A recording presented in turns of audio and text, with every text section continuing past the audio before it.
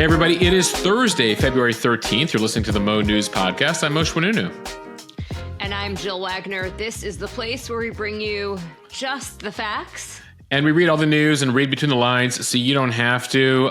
It is a Lone Star State-themed podcast today, Jill. I'm recording today from Fort Worth, Texas, from my parents' home. Actually, they retired here a couple of years ago. Happen today to be speaking to financial advisors in Texas at the FPA in Dallas-Fort Worth about finding reliable sources, the state of the media. And so was invited here. And I was like, well, that's convenient because my parents live here. So we made a family trip down here. Traveled with, I think it's the first time we're officially traveling with Olivia as a toddler now. So was walking her up and down the aisles and figuring out, the various challenges you have in toddlerhood for a 4-hour flight. But just for way of background, you might hear Grandma and Alex giving Olivia a bath during this taping. Oh, that's not you getting me. Why is there yelling happening in the background and splashing? Like, Moshe, what's going on? That's not you giving yourself a bubble bath while we're recording. That's from the back. Oh, that'd be good.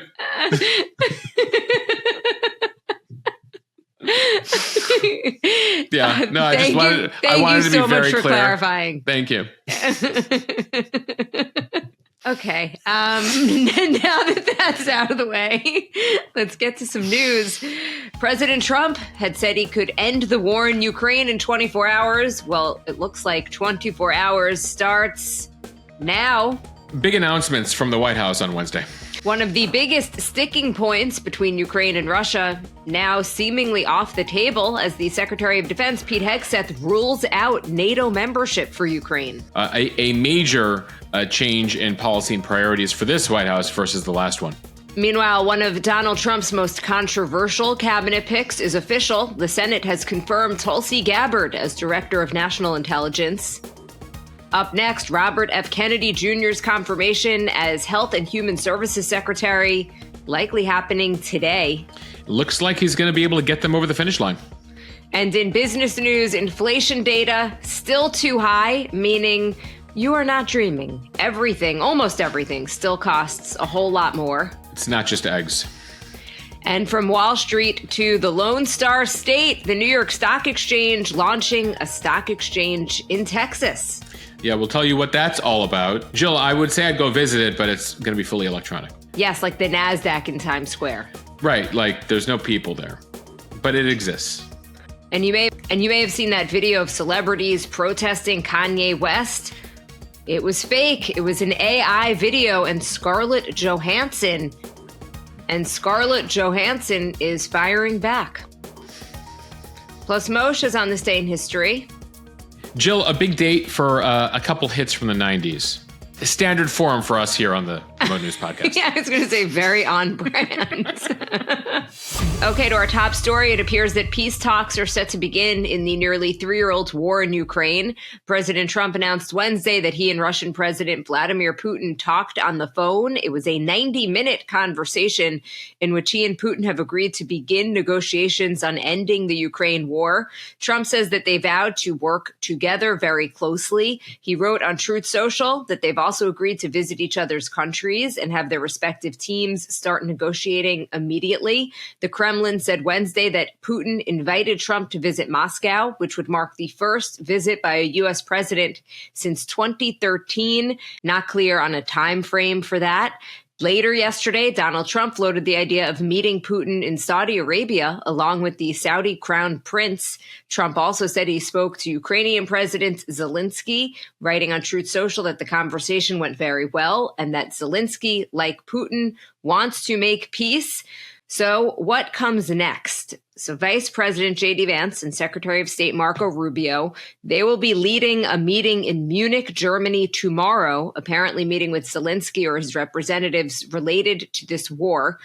Moshe, this all follows a prisoner swap that resulted in Russia on Tuesday releasing American teacher Mark Fogel. They had been detaining him since 2021. In exchange, we're learning the U.S. released a Russian money launderer who works with drug dealers and ID thieves.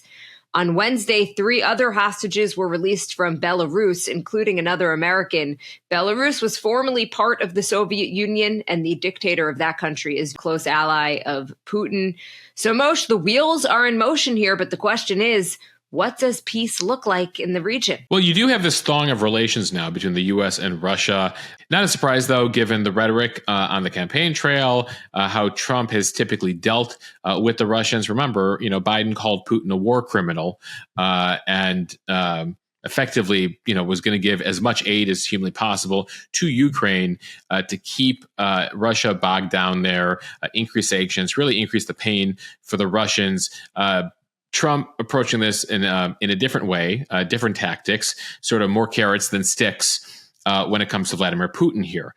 Now, as far as peace is concerned, we're a long way from that. The war continues here.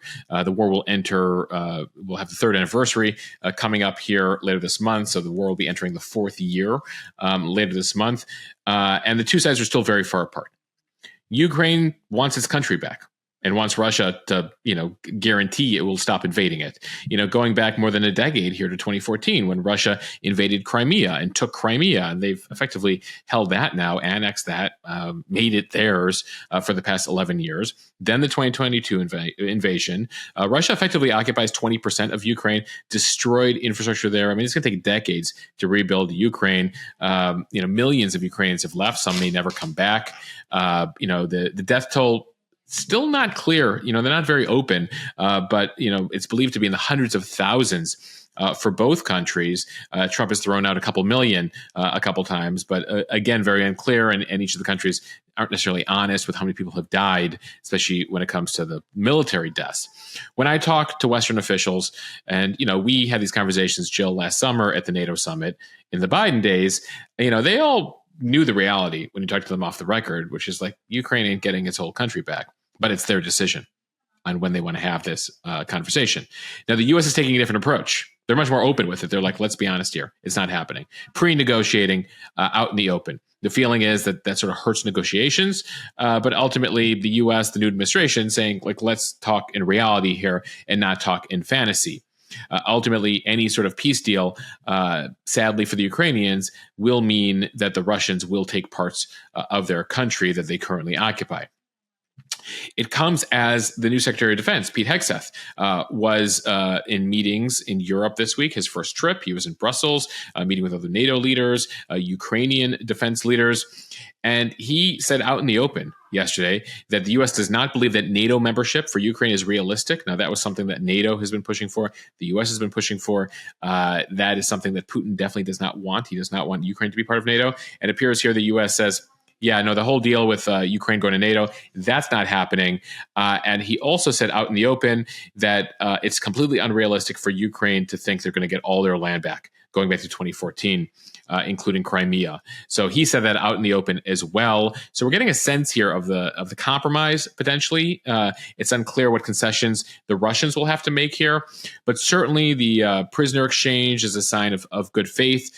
Is significant. The fact that there's a direct conversation between the President of the United States and Vladimir Putin. That didn't happen in the Biden days. You have to go back to Trump 1 for a U.S. leader to be directly dealing with Putin. And that's the Trump approach here. Certainly you're hearing from U.S. officials, including those who worked in the Biden administration, who are saying that, by saying stuff like this out in the open, saying that Ukraine ain't getting all its land back, they're surrendering main points of leverage against the Russians here. So this is something we'll watch unfold. This has been a priority item for Trump, as you mentioned at the top. He's very much like, oh, I'll get this done in 24 hours. Now, this is going to take way longer than 24 hours, but he's trying to prove the point that he's going to do this quicker than Biden did, because they're taking different approaches here. Western leaders, going back to the NATO summit, were saying, like, we want this war to continue for longer because it's really weakening Russia. I mean, they were viewing it from this sort of very strategic sense. And there's Eastern European countries that are very happy to have Russia back down in a war and not being able to sort of replenish itself for another military effort sometime in the next few years. Well, Moshe, I know that visiting Russia, not something I'm planning to do anytime soon, given that they've been arresting Americans for basically made up and minor offenses. Just don't bring your medicinal marijuana, Jill. That's something they've got a few Americans on. Those gummies that you take to help you fall asleep, don't bring those. So it is pretty fascinating to think that Donald Trump could be visiting Russia. I have heard some analysts say that they hope that he waits perhaps until the war is over, that there is some type of peace agreement signed before he would go visit. Yeah, I mean, one thing that you can rest assured is that Trump knows the leverage that he has, right? And that he does, and he knows the importance of the American market. The challenges the Russian people have had the last few years is they've gone to war and faced sanctions around the world and what that's done to the Russian economy. So, I think before he walks through Red Square, they'll need to have some sort of agreement. I'm, more curious about the fact that he also invited Putin to America, like imagining Vladimir Putin, in Washington, D.C. at the White House, sort of unimaginable until recently, given the invasion, what he's done, and the Americans he put in prison. And yet, Trump is very much looking at his legacy here and wants to rethink many of the things that have happened. And he's willing to overlook certain things, whether it's the Saudi leader and the killing of Khashoggi, the journalist, or Vladimir Putin here. And that ultimately, as far as he's concerned, the priority number one is ending these wars. And it's going to require some concessions and some new thinking. But ultimately, he faces an uphill climb here. Vladimir Putin, as previous presidents have talked about, is not someone to be trusted. Bush will tell you that. Obama will tell you that. Biden will tell you that. Trump, admittedly, will say that he's like that, but he feels he can outsmart him, and so they'll have to be very careful here on what goes on, and ultimately for the Ukrainians, sadly, what concessions are they willing to make, and what security guarantees do they have? So if this war ends, there's a guarantee that Russia won't invade a couple of years from now and take even more land. That's why Ukraine wanted to be part of NATO. They wanted that alliance. They wanted that protection. Now the U.S. has ruled that out. So what protection, what guarantees will Ukraine have before they sign away effectively some of their country? All right, time for the speed read from Politico. A controversial Trump cabinet pick was approved by the Senate yesterday. The Senate voting to confirm Tulsi Gabbard to serve as Director of National Intelligence on Wednesday. Republican Senator Mitch McConnell of Kentucky was the only Republican to vote against President Trump's nominee, joining all Democrats, which means that this vote was 52-48. As we've said, Mitch McConnell is in his Maverick era. He don't care. Gabbard's been one of Trump's most contentious nominees because of her past remarks on foreign adversaries like Syria and Russia. Yeah, effectively way too friendly and sympathetic to Vladimir Putin and the former dictator of Syria, Bashar Assad. And there also are some concerns about whether she has the experience to do the job. But Republican senators, many of whom had expressed reservations about Gabbard as DNI, overwhelmingly backing her nomination. So Gabbard is now going to oversee the work of the country's 18 spy agencies, the same intelligence community that she has expressed skepticism of in the past. As DNI, she also serves as President Trump's primary intelligence advisor. Yeah, I think we're being friendly by saying skepticism. I mean, she has been outright critical and saying that some of those people need to lose their jobs. The intelligence community is wrong more often than not. And so if you actually go through her social media feed, extremely critical. Another one of the reasons why for a while people felt like there are major challenges to her getting this job. We should mention Tulsi Gabbard, not so long ago, was a rising star in the Democratic Party. You might remember that as recently as 2020. Not so long ago, she ran for president as a Democrat. She was part of the left flank backing Bernie Sanders for president back in 2016. And then 8 years later, she's endorsing Donald Trump. Her foreign policy views, not necessarily loved by Democrats when she was a Democrat, but increasingly in line with the Make America Great Again wing of the Republican Party. One meeting in particular she was criticized for was heading to Syria to meet with then President Bashar Assad. who had already been isolated from the international community for using chemical weapons on his own people. She's echoed various Putin talking points against Ukraine on social media in recent years. She also was very supportive of Edward Snowden, the NSA contractor who leaked 1 million secret documents that led to some major issues to U.S. foreign policy, U.S. national security. So faced a number of issues. She was able to resolve, the concerns of a handful of Republicans who said they were willing to vote against her. And so Tulsi is in, though we should note, operationally, the intelligence community, you mentioned the 18 agencies, notably the CIA among them. All the other departments have one. The Energy Department has an intel agency. Homeland Security does. The State Department does.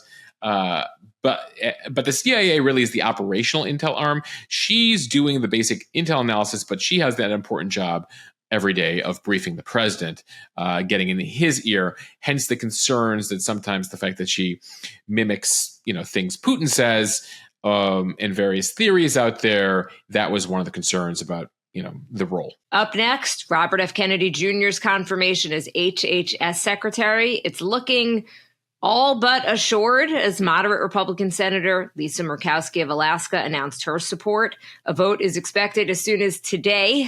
So after all that, it looks like Trump is going to get all of his picks through, no matter how controversial, minus Matt Gaetz for AG, who took his name out of the running. Yeah, Matt Gaetz was a bridge too far for Republicans. And though interestingly, Gaetz is considering running for governor of Florida, but that's the subject for another podcast. So Gabbard is in. RFK looks like he'll get in as soon as today.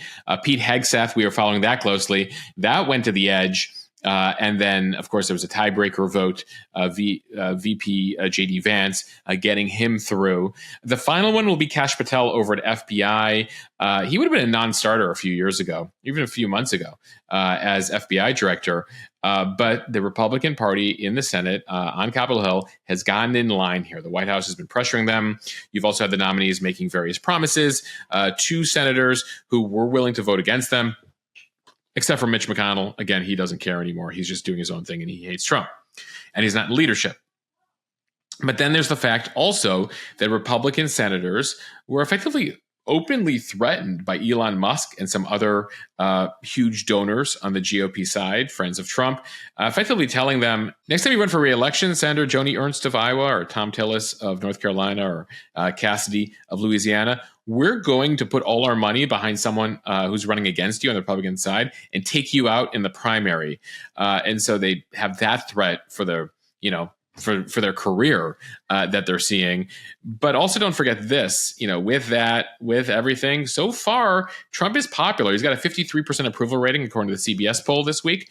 That is 15 plus points higher than what Biden was rocking a few months ago. So it's hard for a Republican Party to buck a president where more than 50% of the public supports them. And by the way, by modern standards, that's significant. By Trump standards, that's significant. He left office in the 30s on approval level back in January of 2021 after January 6th. So now he's got a 53% one. So the Republican Party, looking at the numbers, looking at their constituents, looking at the prospect of someone funding an opponent, and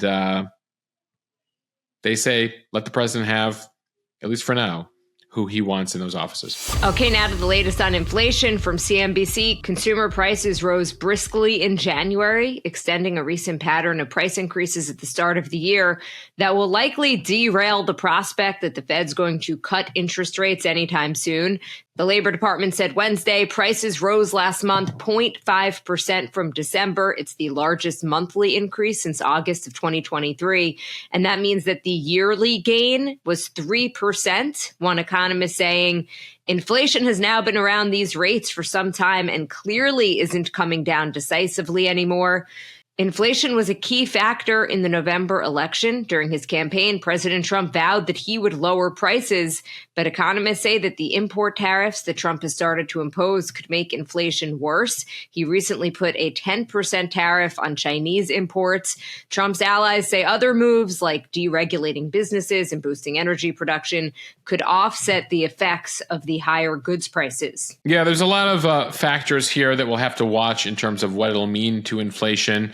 And Trump has sort of changed his tune from I'm going to immediately lower prices to, we're going to keep prices at the same level, to when it comes to the tariffs, there might be some short-term pain for Americans, but rest assured, ultimately, this is going to be good for the American economy. As far as specifics here, on inflation, the bigger than expected increase in prices last month largely reflect higher prices for used cars and auto insurance.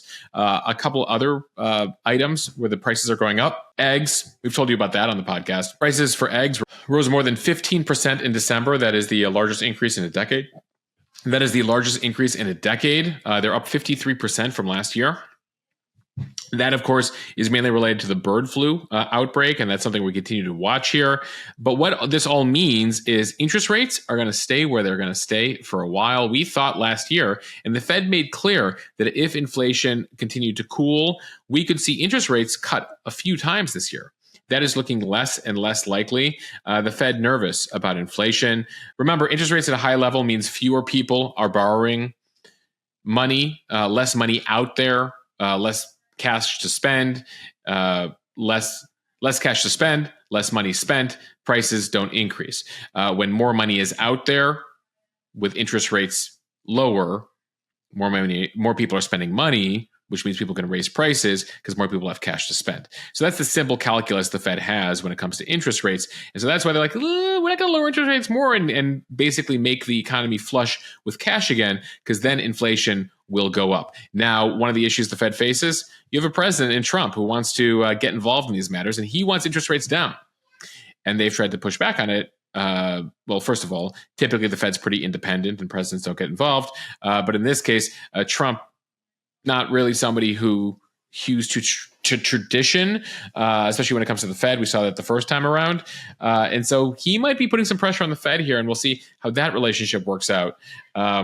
Especially since at the same time he wants to see interest rates down, they're trying to explain that if interest rates go down, inflation will go up, which will not be good for Trump either. So this is something we'll continue to watch, but it appears that inflation is a little sticky. Sticking with business news from Axios, the New York Stock Exchange is announcing plans to launch an equities exchange in Texas. The move comes amid growing interest in corporate America in locating operations in Texas, viewing the Lone Star State as business-friendly. The NYSE, part of the Intercontinental Exchange, said that one of its electronic exchanges, the NYSE in Chicago, will reincorporate in Texas and be renamed NYSE Texas or NYSE Texas. It will give companies an option to list their stocks in the Lone Star State. The exchange will be based in Dallas. It will be fully electronic.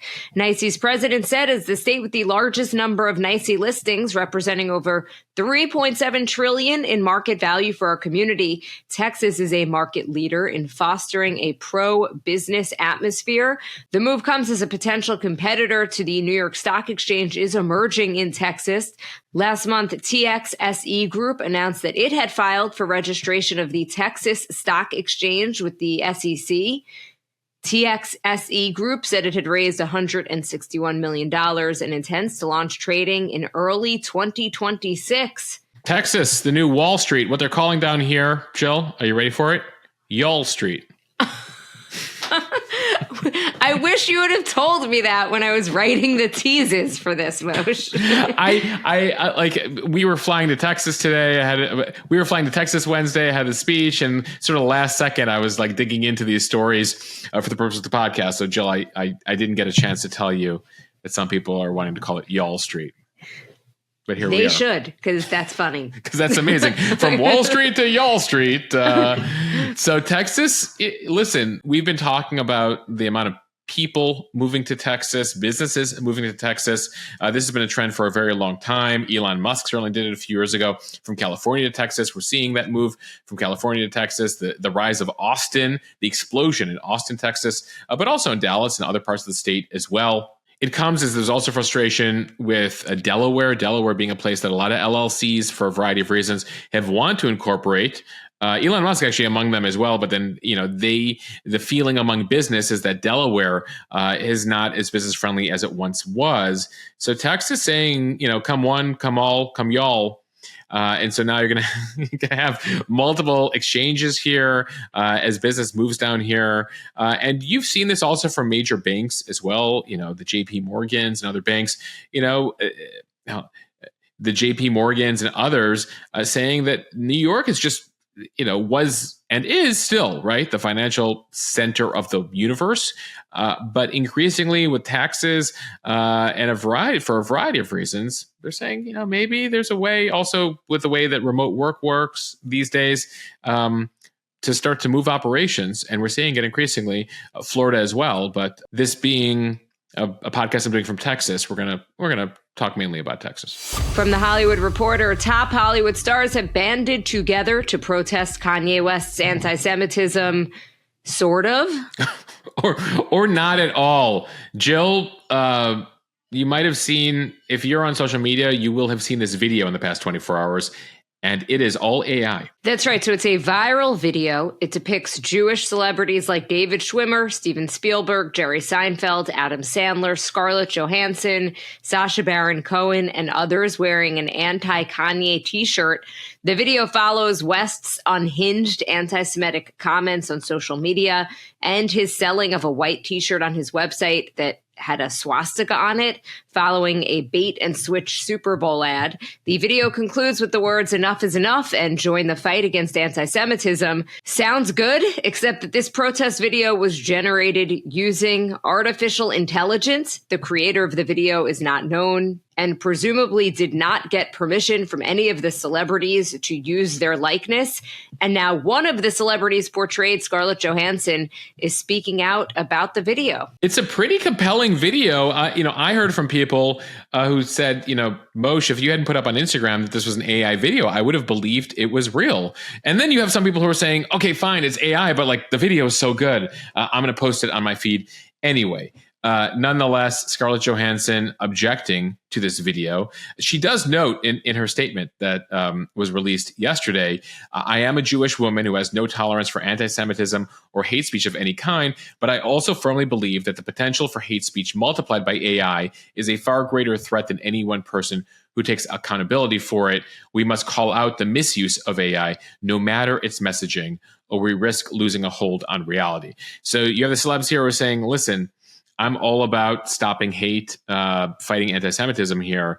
But ultimately, nobody reached out to me about this video. And many people think that's me in the video. And that's dangerous over time. So Scarlett Johansson, among those saying, Congress, you got to do something about AI videos because things are going to get very messy very soon.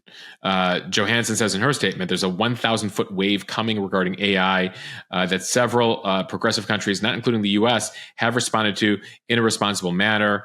But it is terrifying that the U.S. government is paralyzed when it comes to passing legislation on this. I will note there's a huge AI conference this week in Europe, and J.D. Vance, the vice president, was there.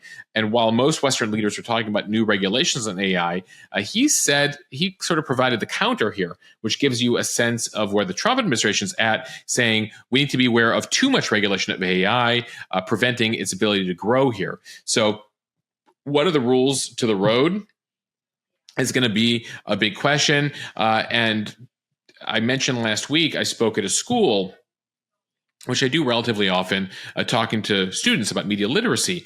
And the number of questions I got about AI, Jill, from 8th graders, from freshmen in high school, how to tell what's real, what's not real. I mean, very concerned, but then also intrigued, being like, which websites make the coolest AI videos, the most realistic AI videos as far as you're concerned, Moshe?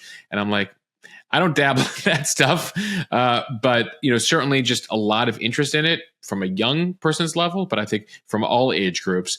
And this was a really interesting example of AI, or at least someone trying to create a video for positive purposes, right? Stopping anti-Semitism, but ultimately, facing questions from people about what are the rules of the road, regardless of intention. And finally, from USA Today, the start of Black History Month and Pride Month will no longer be recognized by Google Calendar, and now users will have to manually add observed commemorative months and public holidays themselves. A spokesperson from Google saying that for over a decade, we've worked with timeanddate.com to show public holidays and national observances in Google Calendar. Some years ago, the calendar team started to manually add a broader set of cultural moments in a wide number of countries around the world. But Google saying they got feedback that some other events and countries were missing, and maintaining hundreds of moments manually and consistently globally, not scalable or sustainable. So they say they returned to showing only public holidays and national observances from timeanddate.com while allowing users to manually add other important moments. Yeah, apparently, among other things that won't be appearing in Google Calendar will be Teachers' Day. Though Google says they will find other ways to celebrate some of these holidays and cultural moments in their products, but it's certainly getting a lot of attention, Jill, in light of in light of a lot of these companies making moves towards Trump, trying to engender goodwill with the Trump administration. So some folks trying to draw a line there. I'm just thinking of the beginning of our podcast where we're like, Happy National Dark Chocolate Day. Well, we're here to replace Google Calendar. Exactly. If you need a reminder about holidays like ice cream fudge and Teachers' Day, etc., you got us. We should note that's May 6th, so get ready. Putting it in my Google Calendar now. All right, now time for On This Day in History. We begin in the 17th century. Galileo, on this day, the Italian philosopher, astronomer, mathematician, arrived in Rome to face charges of heresy for advocating that the Earth revolved around the sun. The Pope and the Catholic Church at the time said, no. The universe revolves around Earth. Galileo was like, nope, that's not the deal. Well, he faced trial from the Catholic Church over that discovery. On this day in 1972, the film Cabaret, based on a musical of the same name, starring Liza Minnelli, premiered. Dun, dun, dun, dun, dun, dun. Turning 32 years old today, on this day in 1993, RuPaul becomes the first drag queen to make the Hot 100 list, with You Better Work entering the charts. From RuPaul to Tupac Shakur, on this day in 1996, All Eyes on Me, the first rap double album on a major label, sells over 10 million copies. Mosh, you remember those double albums? They were special. They were special. I mean, and there's some classic ones where there's a number of hits on both albums. Stevie Wonder, Songs in the Key of Life, is one, and then the aforementioned All Eyes on Me, Tupac, gives you California Love, How Do You Want It, I Ain't Mad at Ya. My friend Dustin and I in junior high and high school ran that on repeat for a couple years. Does Dustin listen to the podcast? I don't know if Dustin does every day. His wife definitely does, Leah. So Leah will make sure Dustin is aware. But yeah, two Jewish guys in the suburbs listening to Tupac on repeat. Really feeling the lyrics. Really understanding what Tupac was talking about, with their upbringing. All right. Okay. On this day in 2000, the last Peanuts comic strip was published in the Sunday newspaper just hours after the death of the creator Charles Schulz. There was a time, kids, where you'd get the Sunday paper to see the Sunday funnies and all the various comic strips that were in them. And finally, movie history on this day, The Wedding Singer, starring Adam Sandler and Drew Barrymore, premiered in theaters on this day in 1998. All right, y'all. That's it for the Mo News Podcast. Thank you for listening. If you like what you hear, share this with your friends. It will help us grow. Follow us, subscribe so you don't miss an episode, and give us a review there in the App Store. We'd appreciate it. Appreciate all of you, and see you back here tomorrow.